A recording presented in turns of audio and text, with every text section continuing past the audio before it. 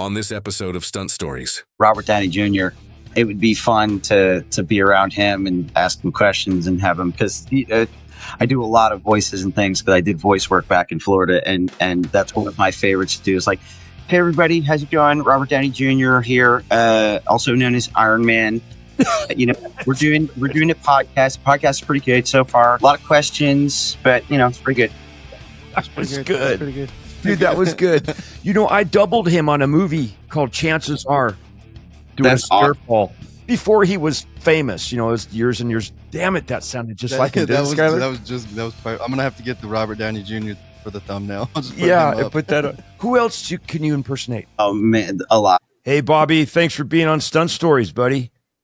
Thanks for having me. I appreciate it. I like your setup. Yeah, it's kind of it has a little personality of itself. It keeps changing. It might be I don't know. It's evolving. So Bobby, have you and have we worked together in the film industry together? I can't recall. I mean, honestly, we may have crossed paths. Spencer Davis, correct? Yes. So Spencer came back. He was doing some stuff with you at one of the clinics, and he came back and he's like, you should go, should check it out, and whatever else. And scheduling wise, I hadn't been able to get out there, but he speaks very highly of you. And then when I saw your post saying that you were bringing back the podcast, I was like, I'd love to sit and talk with him and see, like, not to flip it on you, but like, I'm always interested to learn how, like, you got started and what was your, you know what I mean? Like where you started, but also what's the, how did you get into car, like the car flipping and all the other stuff like that, so. You know what? I think it's good for me. I could give advice on the things not to do. Because you learn from your mistakes, right? Exact same thing. Yeah. You learn if it's true that you learn from your mistakes, then I must be a genius, because I have made so many mistakes. Nice. Hey, so where's home for you? You're in Florida? I'm in Georgia. I am originally from Florida. Chick and Rosie Bernhardt and Artie Maleshi are how I got in the biz. Wow. They tafted me in 2011. You got the best. Those are beautiful people. I love those guys. They're the best. And, for me, one of the, I guess, really cool things has been, they got me my start. And now where I am, I've been able to actually kind of pay it forward in some instances where, like, I heard things were slow and I talked to blah, blah, blah. And they're like, oh, we'll bring on Chick. And so I've been able to work with Chick and get him on things. And I was just like, it's such it's a really good feeling to be like, yeah, listen, you tafted me back then. Yeah. And here we are. So I got to tell you a Chick Bernhardt story real quick. Yes, please. We were in Chicago on Transformers, whatever number it was. And we went to a House of Blues. And on stage, there's this band, like maybe 7 or 8 people playing, and good music, good musicians. And Chick goes, I'm going to go join them. I'm like, oh, okay. Just go. I'm sure they're going to welcome you on. He got up there with his harmonica and started doing some backup stuff for him. And they're like, oh my God, who is this? Snuck his way onto a microphone. Next thing you know, he's at the front of the stage on the main microphone doing leads with this harmonica, and the crowd's applauding. And I'm like, oh my God. And then after like 2 or 3 songs, he just came and sat back down like it was nothing. That's amazing. No. I'll piggyback off of a blues story. So I was in my 20s and I was working at a restaurant called Sushi Blues Cafe. And this woman used to come in all the time, and I would wait on her, and she just one day she asked me, she goes, what else do you want to do? She goes, because I know it's not waiting tables. And I was like, I'd really like to get into stunts. She goes, oh, my husband's a stunt coordinator. And I was like, get out of here. I was like, well, do you have any suggestions? Like, what can I start to do? And she was like, well, you got to build a resume. You got to build a demo. You got to do these things, right? And so I did those things. 6 years later, after listening to every bit of advice I could from them, that was Rosie and her husband was Chick, and they tafted me. And I met them waiting tables at a blues restaurant. Oh, that all makes sense now. I was So like, I'll piggyback off the blues. yeah. So tell us about yourself, the people. I think this is a great opportunity for those stunt coordinators maybe that have heard your name, they've heard about you, but they never really got to know everything about your capabilities and what you do. What's your background? Like what athleticism are So you? I started martial arts when I was about 8 years old. Um, we couldn't quite afford gymnastics and martial arts. And I always said to myself, like, well, ninjas can flip and they do martial arts, So kind of self-taught, started going out in the backyard and flipping around and doing things, and became a backyard acrobat, which led to diving. I dove in high school because I knew how to flip. So Wow. after, diving, I then would train with circus. So it was just one of those things where like the diving really played a part in cleaning up my acrobatics. And then, because I had been doing, for lack of a better description, backyard tumbling for so long, when parkour finally kind of hit and it became popular, I was an immediate instructor because I did the Really? martial arts for so long, and I had jumped from this to that and did these things, and I knew how to flip off of stuff and to stuff and run up walls and do all this stuff. Um, but I did volleyball and so volleyball, track, wrestling, and martial arts, and then on the side was doing circus and acrobatics. So parkour and all those Wow. things. Do you know Gabe Nunez? Gabe Nunez. Yeah, The he's a name sounds parkour familiar. I don't know guy. him though. Yeah, he does that jumping from buildings and all that crazy stuff that you guys do. Yeah, So I'll tell you, I'm at.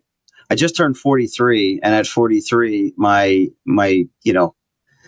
I can still do all the things, but I do them as a reminder to the younger guys that come in and do like the classes and the stuff. I'm like, I can still move. Don't get yeah, me wrong, yeah, but you're it's just my 33. knees You're need it. I don't 33. recover as Up here, fast. you're 33, right? Yeah. Yeah. So how many years have you been now working as a professional stuntman? About 16. Oh, you're a Um, veteran. That's awesome. That's a long yeah, time. and it's been good. It's been really good. And I always like to take the route of I'm learning. And that's why I like talking to somebody like you. I'm like, I can learn probably so much from this person if I just sit down and have a conversation. You don't always get the opportunity to. So, Yeah, I, it's always been a student, it's been a fun thing going to. Have you ever taught people in martial Yeah. arts? Yeah, Yeah. it's hard. Do you find it hard? I had to learn how to teach just as I had to learn how to do it. Especially with parkour, I had a very big program back in Florida, and I would have 40 and 50 kids in my class. And so I brought on other instructors to help me out with that. But, and my dad gave me some advice, which was all these kids, they wanted to do the big tricks. They wanted to do the flips and the things. And I could just look and go like, well, you're not ready for any of those things. You're not ready to, do a corkscrew or a butterfly twist or flip off a building. Like your body's not going to be able to jump like you need to or do those things. And my class was very regimented, meaning like exercise, like get your body prepared, kind of like martial arts would do. And my dad goes, Bobby, what was your favorite thing when you were a kid? And I was like, the flips. And he's like, yeah, so don't take that away from them, you know? And so I started, doing my regimented stuff, and then learning that if I made competition out of the regular routines, meaning like run, jump off this box as far as you can, land, and then roll. And then I'd put a piece of tape down and I go, all right, you got to beat that mark. And the rest of the kids, it didn't matter how long it took to get to the box. They couldn't wait to try and beat the mark, because they wanted to like go farther than that last kid did and that kind of stuff. And I'd always at the last half hour of the class, open it up to, it was like open gym, free time. And that's when I'd walk around and bounce around and not have a regimented class and go like, all right, you guys can go to the trampoline and to the pit and do front flips, and these guys can do this. And I would just kind of bounce around and give like micro instruction, but let them fly, and Awesome. that was part of me learning how to instruct, how to make it Yeah. fun for the kids and that kind of stuff. Hey, Bobby, is there a particular actor that you have been a stunt double for that has on multiple projects? Somebody that you double? There is, well, so a little bit of bounce around, like on Watchmen. It was the first time that I doubled him, and I was hoping to get to double him again, but it was a Tim Blake Nelson. And that was a fun one. To be honest with you, one of the longest runs that I had was a show called Dwight in Shining Armor. I actually got a hat back there somewhere of it. Dwight in Shining Armor. Chris Gann was running Dwight, and I came in at the end of season 1, and it ended up being 5 seasons, Oh, and good for so you. that was a nice run, but I haven't consistently doubled a specific actor more than once, really. Like, because you know how some guys and some girls they get in with that actress or that actor, and as long as they work all the time, your career is kind of like laid out before you. If they stay popular. I do have that with specific coordinators, not so much for the doubling, but there's and I like to say this to some of the younger generation that are getting into it, is you don't have to meet and know and be friends with every single coordinator out there, because there's a ton of them, right? It's good. Always network, get yourself out there.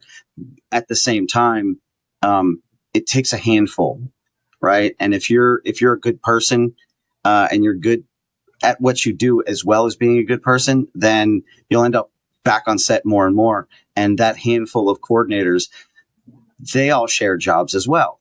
And so instead of competing, a lot of the groups, they'll I'm busy, I was booked, I'll hand the show to you, and everybody does that.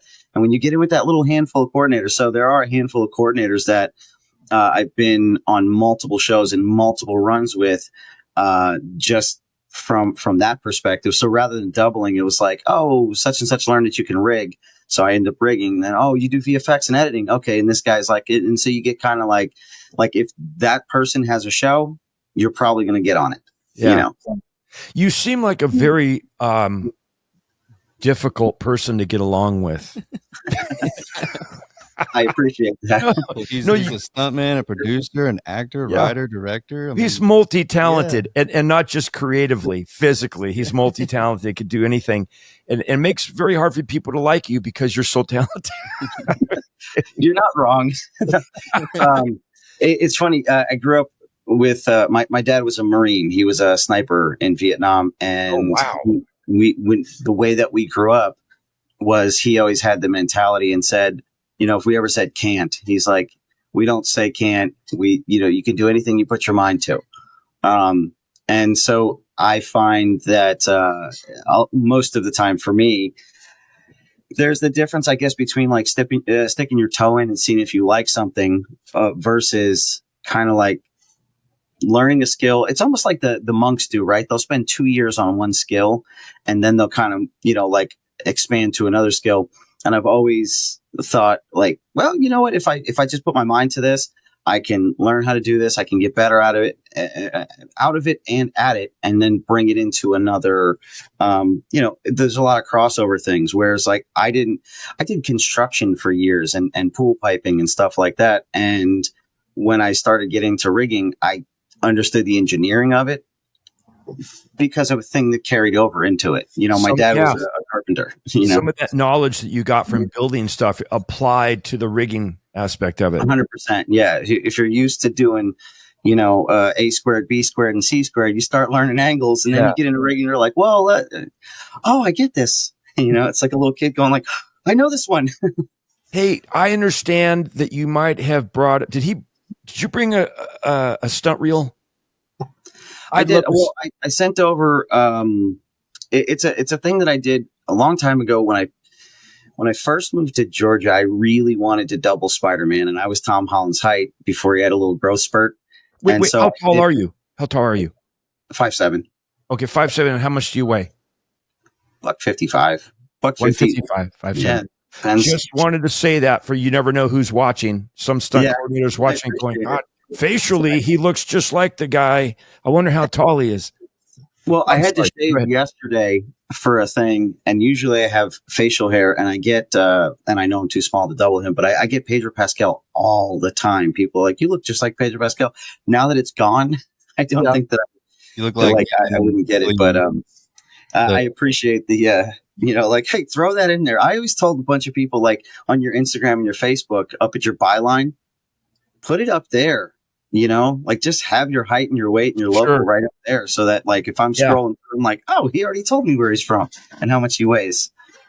That's good So to know. So I'm sorry, getting back to your stunt reel. Did you have one that we could I sent share over with what us? I call the hero demo. It was me basically putting it out there, how I looked and how I could move in the Spider-Man costume. So I sent over me doing stunts. I did like a previs for myself. I might have sent over a stunt reel as well. I'm not sure. I have both of them. You got both. Do you mind if we take a look at it and show I want to Absolutely. show off your talents. Is what I want to I do. appreciate it. Let's Yeah. do it. That's Can we why watch some car crashes after?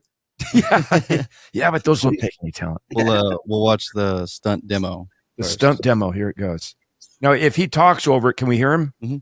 So, if you have anything you want to interject, just go ahead, Bobby. He should be able to see it too. Yeah, I say I'm about to go through the wrong type of glass. This was a moment where building that resume, and this is what they tapped me on. That right there. Is that wow? You could do those flips. That's you. Is it lagging for you guys? It's playing. You just front flipped off a roof. Okay. I got the milkman. That was from Mickey Please. Giacomazzi, the Mickey milkman. Giacomazzi. Yeah. What a great dude.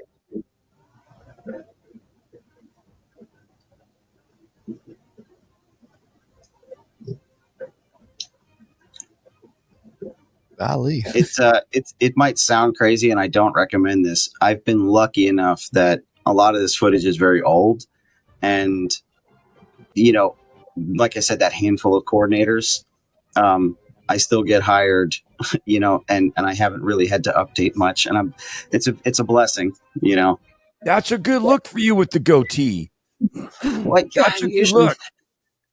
Yeah. Look at that, Bobby. Hey, Bobby, how do you pronounce your last name? Souris. Souris. Yeah, Souris is like, I guess it would be Sireese. Souris. Souris. Bobby Souris. So, what nationality? I am Greek and Italian. Wow. So I was doing a job, and this is what they made me look like, and I'm not sure if you guys are going to be able to see that, but there's your Oh Pedro my. Pascal. Yeah, you definitely look like Pedro right there. Wow. It was crazy because they were like, I sent that to my wife, and she goes, "Do you have a face filter on that?" I was like, "No, I came out of hair and makeup, and this is what I end up looking like." Hey, so you're married, I am. and how many years has that lasted? 5 so Have far. you been married before? I have not. I actually met her on Jungle Cruise. She's a stunt person also. Okay. You know what? That makes perfect sense to me because you guys understand the craziness of the industry and how consistently inconsistent it can be, the lifestyle. Because a lot of women that marry stuntmen, I'm sure it applies the other side of it. Absolutely. Stunt women that get married to a guy who's an accountant and doesn't understand, and it causes a lot of problems. I got divorced twice, so I know all about what I'm talking about. I was going to ask you if I watch, even on the Fall Guy documentary, there was like a lot of the stunt guys talked about the sacrifice that they make, and I was just curious if that has played into your life in terms of pursuing the career and the work balance life, that you've had to make a bunch of sacrifices. Going to piggyback off what you were saying, because my wife is in the industry, there was a little bit of an advantage where, one, she understands, but two, it's the other side of the coin where sometimes she's going to be on set for 16 hours and I have to understand, Right. Yeah. So there's like not a ton of, I guess you'd say, sacrifice there. I always am interested to see how people navigate the work balance. I don't know. And I wish there was a way I've been doing this for 44 years. I wish Wow. if there was a way to figure that out, because talk about the sacrifices, and people say, "Oh yeah, you were on location in Spain or you were in London." I missed my children's birthday. I Yeah. don't care. How do you never to be 12 years old again or to be 3 or whatever? I've missed anniversaries. I think those are some of the sacrifices that we pay. And sometimes you might be, I went with Sean Graham to Paris, France, and great. And man, I wanted to be home with my family, and I missed my girls going to the rodeos and think, well, people, unless they're in that hotel room with you, seeing you, the loneliness that you're not, you're on hold for 3 days. And I was back there working for Noon or Saudi on a show, and I was on hold for like 6 days. I'm like, my God, I'm sick of being with me. I want, I want to be home with my family. So I think that's a sacrifice that unless you live it, you don't really fully understand. But man, there's and also the mental part of it when we don't know where our next job is. Yeah. We don't know when that cell phone's going to ring and you're off in another country, or you're working and missing out on stuff. It is a sacrifice, but it's also a blessing what we get to do. Yeah. So there's a story that I'd love to share with you, which is, it was just after COVID. They in order to work, you had to get the vaccine. And I don't know if you know, I'm sure you do, Alan D'Antoni.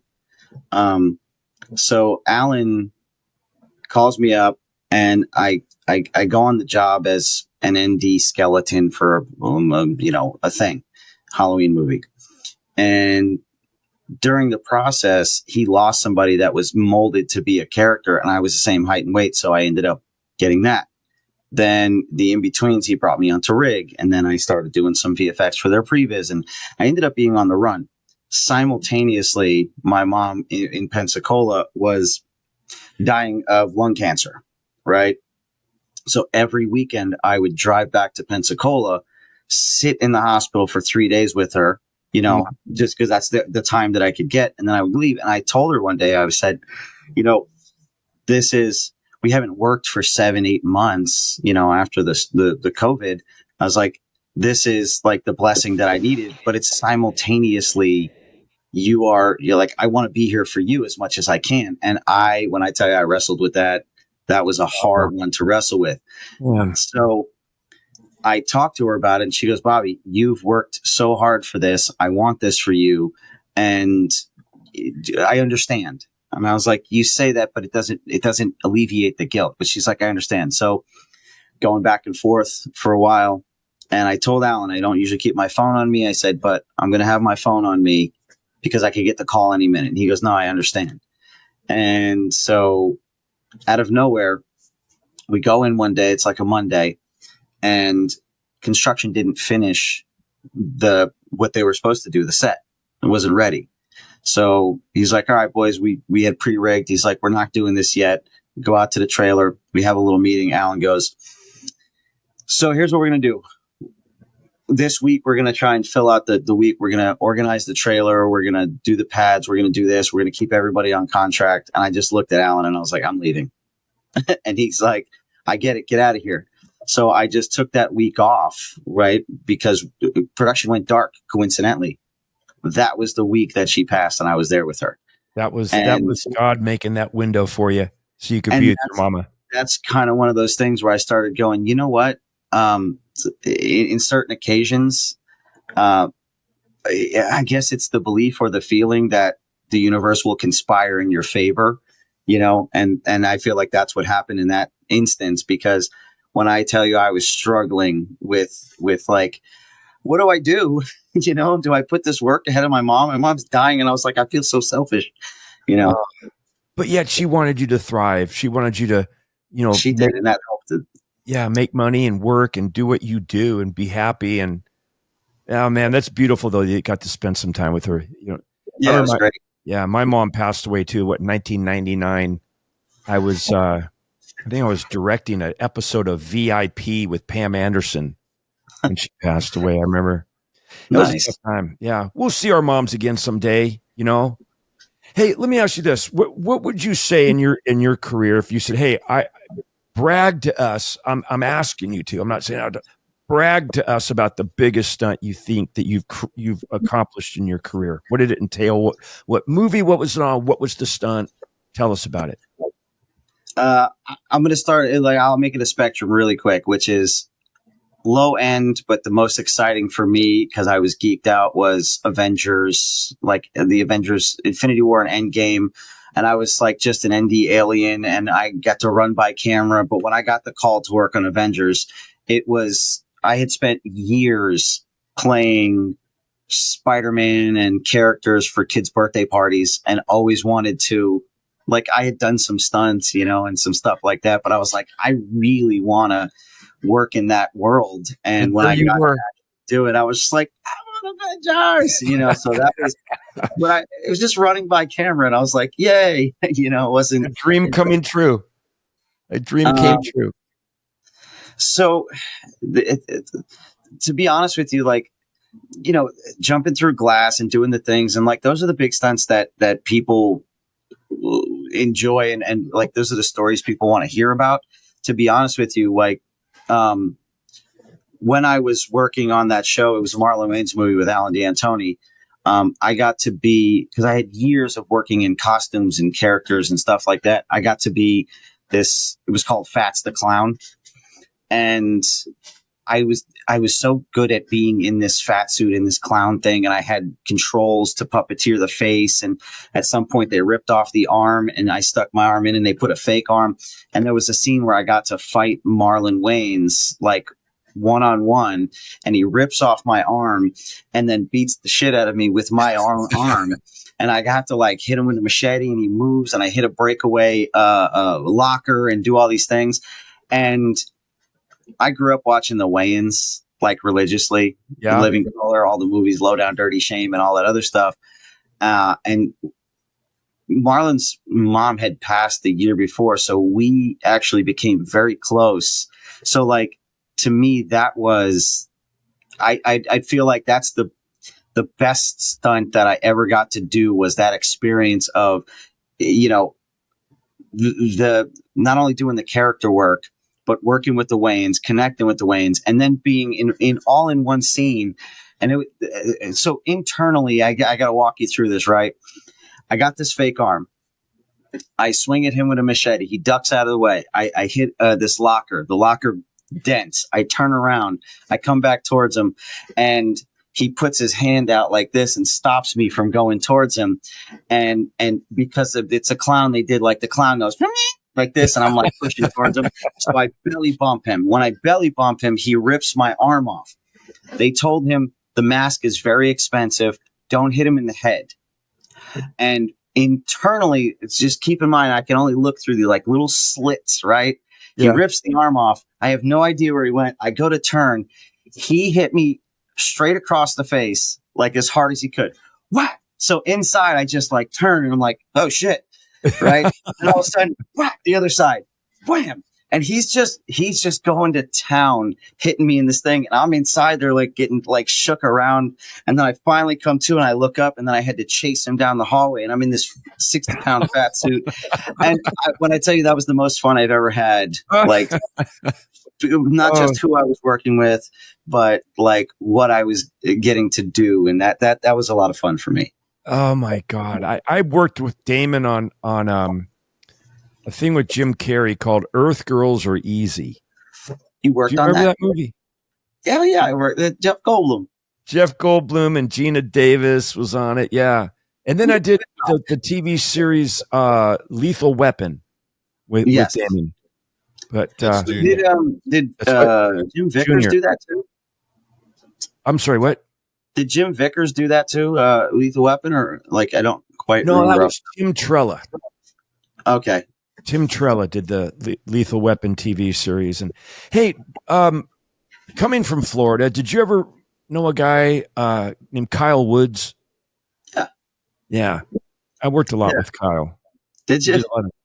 Transformers movies together, and I stunt coordinated a film in Boston. It was called R.I.P.D., and he was one of my riggers that was on that film with me. Yeah, that's cool. Like, that movie was fun. Hey, so what part of Georgia are you in? I'm in Fairburn, just outside of like Atlanta, just south of Atlanta. I'm about 16 minutes from Trilith and 22 or 3 from like Screen Gems. And I kind of, when we bought close like 20 to 30 minutes from all the stages. Smart, very smart. Yeah. Plus, So in Florida, sorry, I don't mean to cut you off. Like in Florida, like the house that we bought, we got 5 acres and a really beautiful house, and we got it for 210. You know, oh and man. in Florida, that would have been 1.2 Oh, million. oh for sure. So, Yeah. My God. Hey, is it has Georgia slowed down on production? I've heard. it has the so absolutely it has. It's picking back up. There's a lot of things starting. There's some bigger shows starting. There's a lot of little stuff going on. There's just from being on the inside now, I've talked to a lot of producers and people, and there's a wave of indie films that are all being brought here. Next year, the incentive is going to go up, and they also started this thing called the Pink Zone.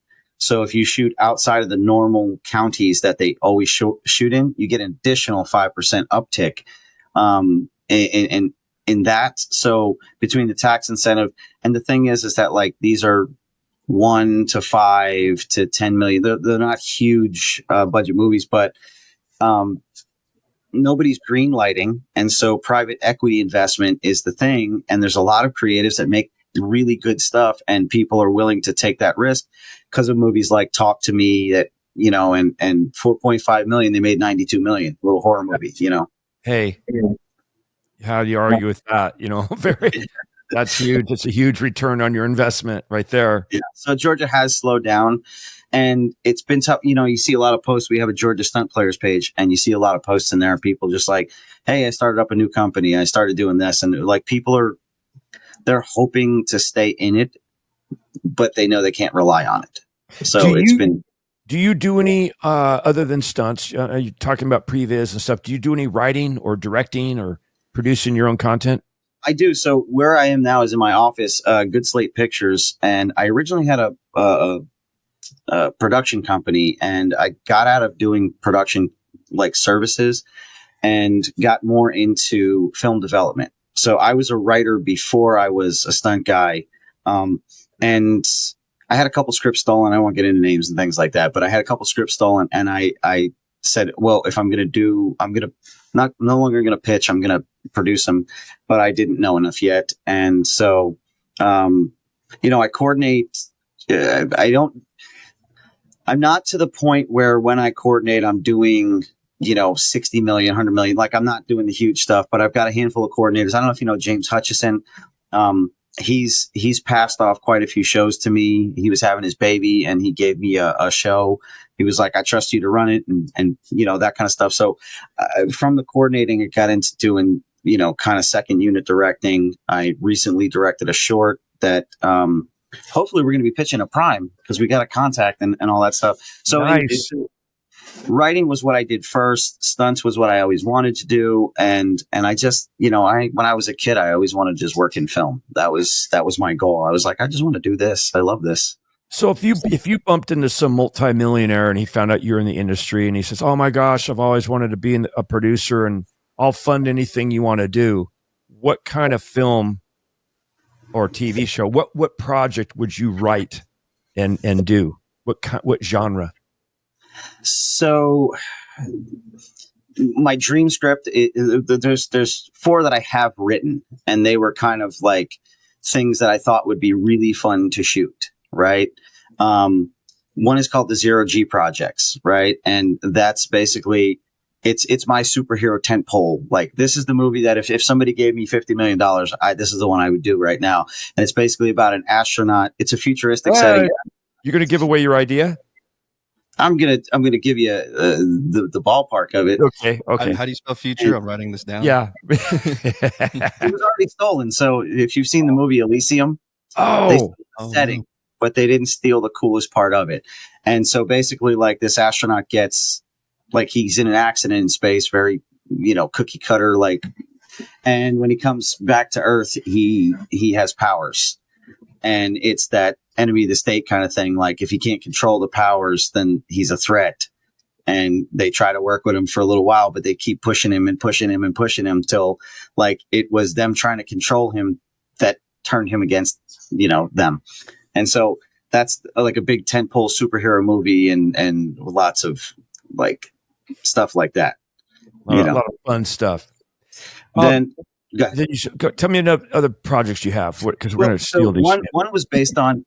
You see the? I think it was Iron Man 3, where he calls his suit, and he only gets like an arm and a leg showed up, and I was like, that'd be a really cool fight movie. So I wrote a script based on like underground fighting tech, and I thought that would be a really cool thing where it's a parking garage and you work your way like. And the higher you go in the parking garage, the more tech you get. Oh, I got it. That's cool. It's like next level. If you were to reach outside the box and find an actor that we all know, who do you think, if you wrote a script and you're producing it, you're directing it, what actor would you take to make your superhero, your lead? To be the lead as the superhero. Yeah. Oh, that's a good question. That people would say, what? It'd be like saying Pee Wee Herman. You're like, what? So not the usual suspects, right? So something that people, you got to be kidding me. You're like, oh yeah, watch, I'll prove it to you. You got any ideas? Yeah, so I mean, I've got a couple ideas. Billy Crudup. Billy Crudup. I don't think he was Dr. Manhattan in The Watchmen like a long time ago. He's on the morning show. He's a little bit older, now, but like his style of acting and his quips and his things, like I would put Billy Crudup in something. Let's put it that way. Something. But if he's listening, I want a superhero. Movie, yeah, it's like Billy Crystal. Remember Billy Crystal? Yeah. Oh man. What they used to do, there was a Whoopi Goldberg, him and Robin Williams, the charity thing that they did. They always did the three of them. Oh, what was it called? Oh, yeah. That was you. You're going way back. That was a long time ago. Who has been your biggest movie star that you'd be like, whether you worked with him or not, that someone you would. That's Billy right there. Oh, there he is. No, I could see him being a superhero. It would be outside the box. You know what I mean? Yeah. I haven't got to spend a lot of time with him, but I thought it would be like, so I worked with him briefly, Robert Downey Jr. It would be fun to be around him and ask him questions and have him, because I do a lot of voices and things, because I did voice work back in Florida, and that's one of my favorites to do. It's like, hey everybody, how's it going? Robert Downey Jr. here, also known as Iron Man. We're doing a podcast. The podcast is pretty good so far. A lot of questions, but it's pretty good. That's pretty good. Dude, that was good. I doubled him on a movie called Chances Are, doing a Scarefall before he was famous. It was years and years. Damn it, that sounded just like him. I'm gonna have to get the Robert Downey Jr. for the thumbnail. I put that on. Who else can you impersonate? Oh man, a lot. Like, so, most people don't do this one, but it's like, I mean, like Vince Vaughn. Vince Vaughn is one of those guys that like, he's just got a very specific voice, like I'm tall, I'm like 6'5", That's good. You do all the Family Guy stuff, like I can do all the, like, Patrick Warburton. Hey, Peter, how's it going? All right. How can you afford these things? It's silly, but I've made a living off voices. Oh my gosh, that's amazing. Who I work with periodically is Clay Cullen, and Peter Cullen. His dad was the voice of Optimus Prime and the original Eeyore. Who else? Yeah, he made a living, a great career. What was his name? Peter Cullen, Cullen, Cullen. Yeah. Yeah, my God, man, you're talented. That was really good. He still does Optimus Prime. And the last time, and I don't do a good Optimus Prime, let me just preface with that. But it was like, in the beginning, he was like, Autobots transform and roll out, right? He had that like thing. And now he's much older, and you'll hear him like, there's pauses, and he's like, Autobots, Transform. That spirit up with rumble. And I'm like, all right, I get it. He's like 85. Yeah. Oh my gosh, that's funny. He's pretty So much tell me done. about the clinic really quick. How did that get started? Can I ask you questions too? Oh, sure you can, man. You ask me anything you want. I'm an open book. Well, it was actually my ex-wife's idea. Now, I say my ex-wife because we got divorced after it took 7 years of hell. And then we got divorced and was stamped. Okay, you're officially divorced. Then we got back together. So now we're back together. But it was her idea because I had sent, her name is Sally, and I sent, is it Sally? Sally, right, Skylar? I thought her name was Monica. Monica. No, it's Sally. And so I sent Sally to multiple stunt driving schools. You know, Rick Siemens school, a couple courses, Bobby Orr's school, and a school up in Canada that Gil Combs was putting on. And she was doing some stunt driving and got her into the film industry a little bit.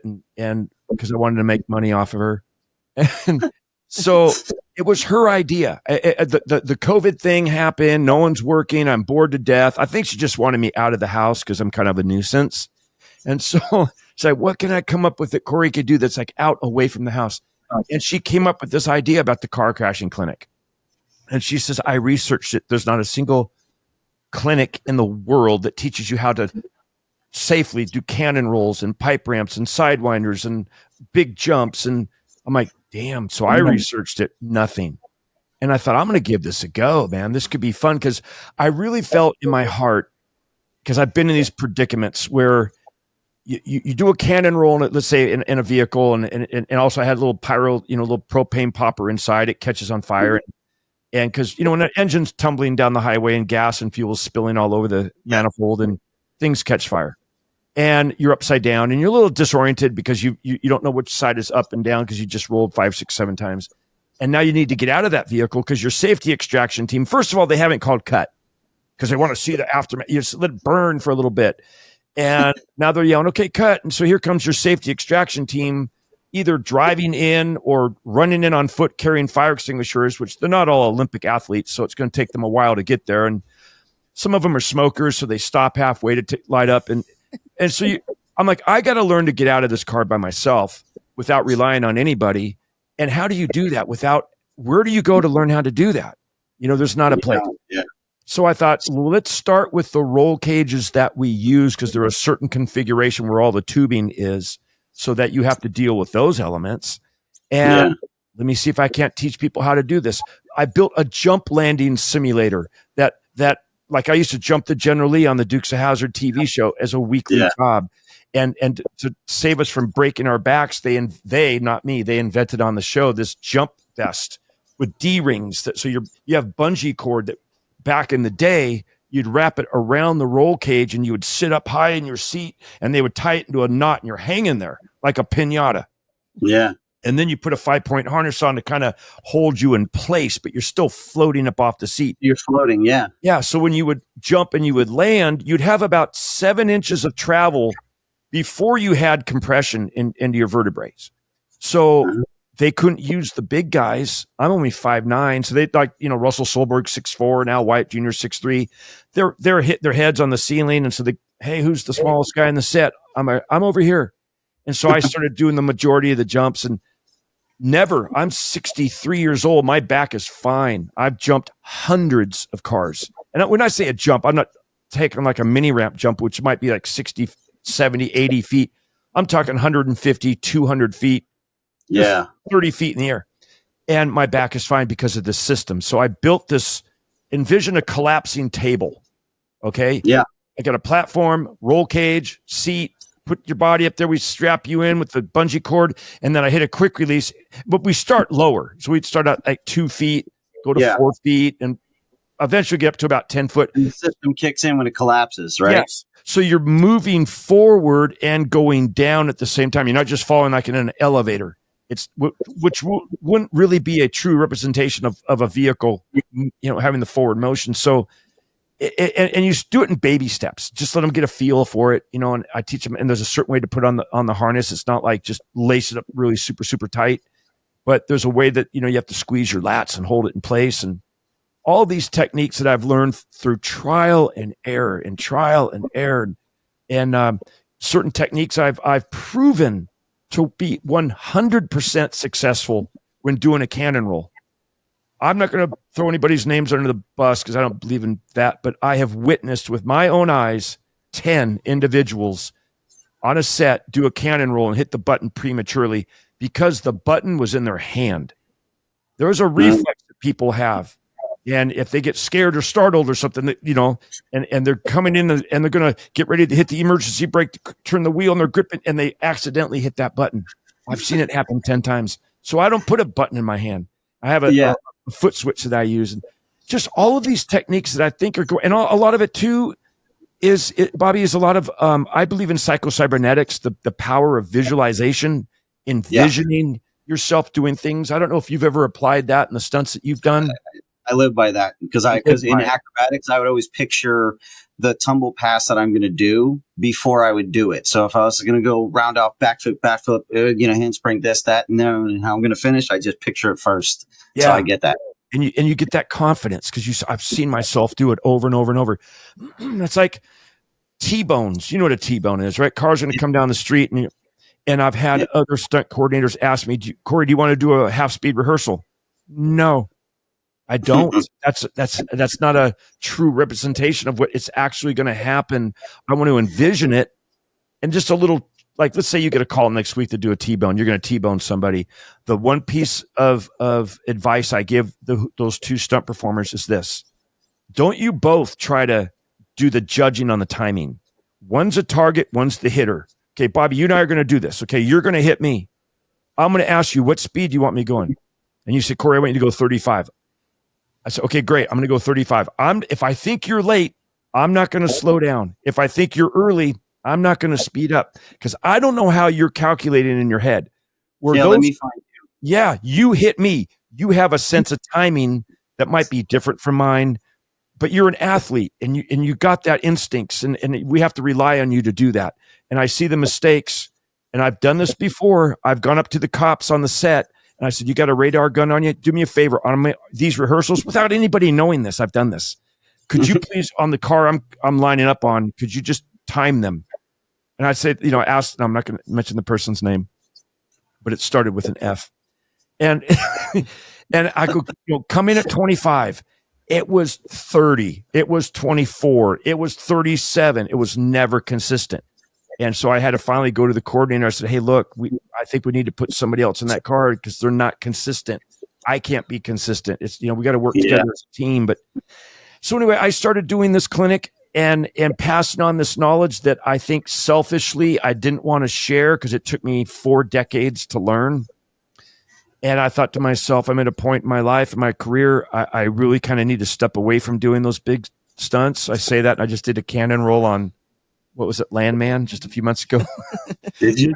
But myself and Clay Cullen did a double cannon. But I need to walk away from that and pass it on to the other guys who want to do that. And I've got this knowledge. So it's been. Let me ask you this. Yeah. Based on that, do you feel like, because there's a lot of that in rigging also, not so much in fights, right? Like everybody wants to share their knowledge of fights and wrecks and whatever else. But in rigging, they'd be like, no, this is proprietary. I developed this rig and this system and they don't want to share it. And I always thought to myself, and I'm curious your opinion on this, is I felt that I would rather these people are going to do it anyway. And if you come up with something to help keep everybody safe, it's like having that Bible that says like, hey, if you're going to do this way, and you've contributed to that so that everyone can be safe. What's your take on that? Would you, because that's how I've felt for a long time. It's just like, man, blah, blah, blah has this wench that does this thing or this ratchet, and he built a special thing. It's like, everybody should have that. I watched the ratchet save somebody's life because he had a special blow off valve. And I'm like, why don't we all have it? See? Okay. Thank you for bringing this up. There's a little thing that I came up with that I like to say I invented. I didn't invent the what it is. I invented the concept of having it because it's happened twice to me where I've had a cannon in a vehicle. It was a 6-inch cannon. We have 1,200 PSI. And if it's a bigger cannon, an 8 or a 10-inch, you're going to have less PSI. But anyway, this one had, on a show we were doing, Mick G was directing a pilot called Behind the Enemy Lines for Tim Trella. And we agreed on the PSI being 1,200. And I'm sitting in there, and the helicopter's hovering over me, and Mike Majeski is going to lead me in with the pursuit arm. And I'm thinking through my helmet, I'm hearing a hissing. I'm like, what is that? What is it? The ball valve on the cannon wasn't all the way closed, so the air was draining out. Yeah. Okay. I didn't know that because I had no interior pressure gauge. That's leading up to what I'm getting at. Now, I've also I was on Walker, Texas Ranger for Chad Dash. I'm going to do a cannon roll. And I'm at my number 1, ready to come ahead, and the car stalls. I got a hot cannon. Now, I can't get it to start. So now I got to have the mechanics and the effects guys approach a vehicle that's got a hot cannon ready to fire in it. That's not safe for anybody. If I had to get out of the vehicle, it's not safe for anybody. So I said, okay, from now on, what I want to have is a ball valve lever that I could reach right here next to me. I can see it, and I got a gauge. So if I've got 1,200 PSI of a cannon that's hot, and now my vehicle stalls and it won't start, or something goes wrong and I need to get out of the vehicle, I could take that ball valve, dump the tanks, watch the gauge go down to 0. I now know anybody can approach the vehicle. Yeah. And I can get out. That's great. That's awesome. A lot of people don't know that because they haven't been in the seat in those situations. Yeah. I've had 2 safety guys, Mike Tamburo from used to be head of safety for Warner Brothers and Ira, now he has his own company that he works for. These are guys that are hired by the studios to oversee the safety on the set, right? They can't possibly be experts on everything. So they've come out to my clinic to watch, to audit, just to see the safety. Oh, that's cool. Yeah, to see the safety techniques. And I get asked all the time, well, Corey, why aren't they doing that? I go, because they don't know. And they don't know is the problem. Yeah. Interesting. So there's a thing that we started, and I don't know if this is of any interest to you. I don't want it to come across like a pitch. We have a YouTube channel we just started called Behind the Stunts, BTS Behind the Stunts. And for me, just like you said, those producers or those safety guys will come out and kind of observe and stuff like that. I feel like there could be a cool opportunity because this is the last one you're doing, right? Yes, sir. This is the last car crash clinic.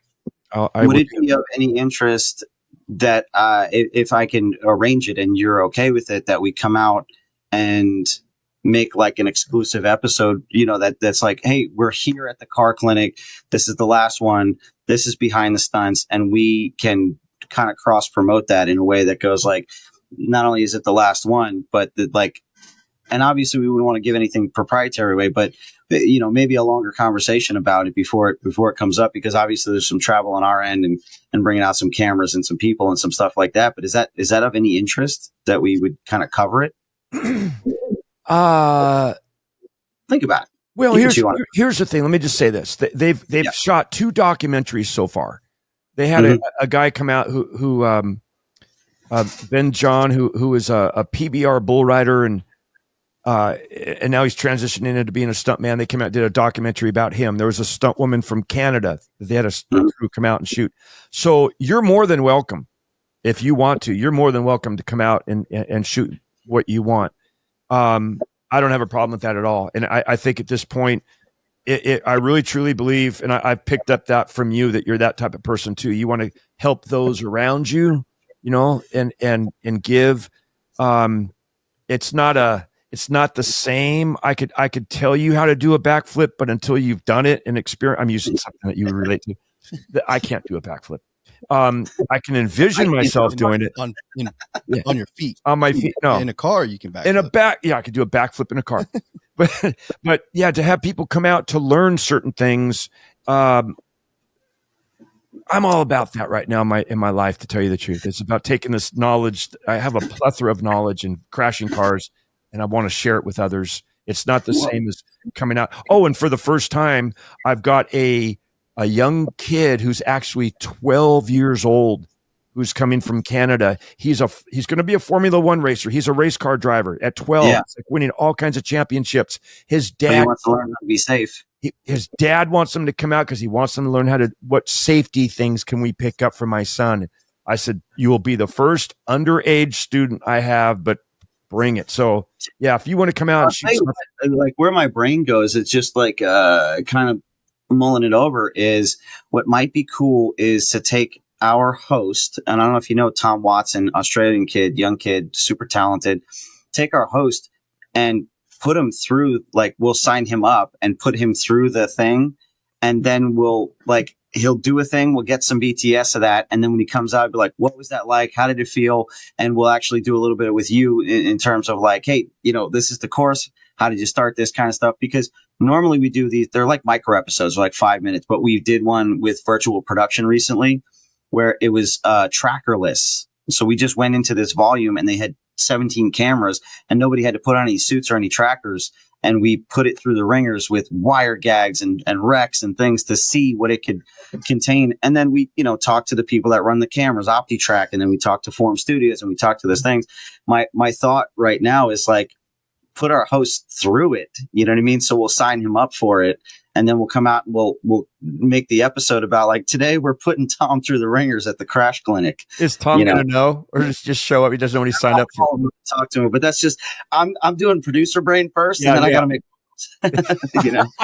Tom, we have something you're going to do that not everybody does over the weekend. Well, I'll be honest with you. He really benefit from this because he's 28.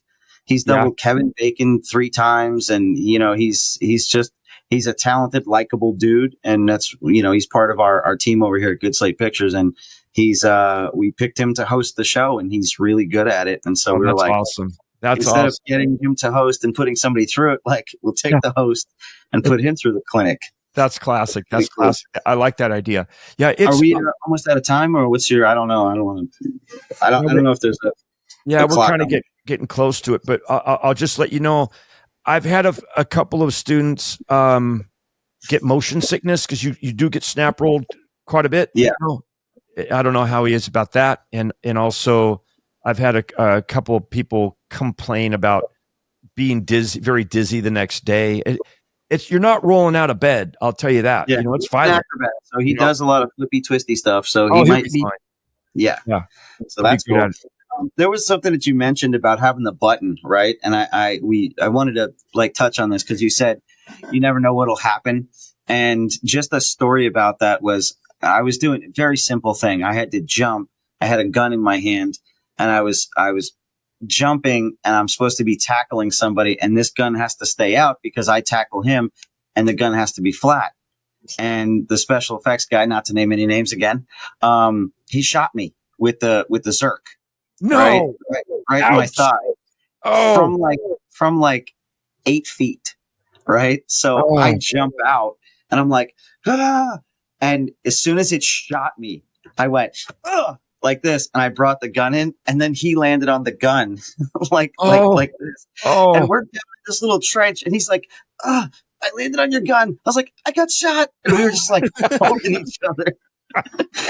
We laugh now. It was that natural reaction of like, I didn't expect to get shot with a Zerk. And so like my gun was supposed to stay out for safety. Yeah. And I recoiled as soon as I got shot. So having it in your hand, you're like, do like it just makes sense that you'd be like, I'm nervous. Right. Yeah. And you're driving up and you start to take the turn and you're like, boom, hit it early, Oh gosh, that's funny. Hey, listen, Bobby, I so appreciate you being on Stunt Stories, man. I could sit here and talk with you for hours. I look forward, if you decide to come out to the clinic, it's at on the 25th and 26th of this month of October. Yeah. It's in Texas. I do know that. Texas. What I would likely do is I'd probably just bring myself and Tom out there. And where in Texas?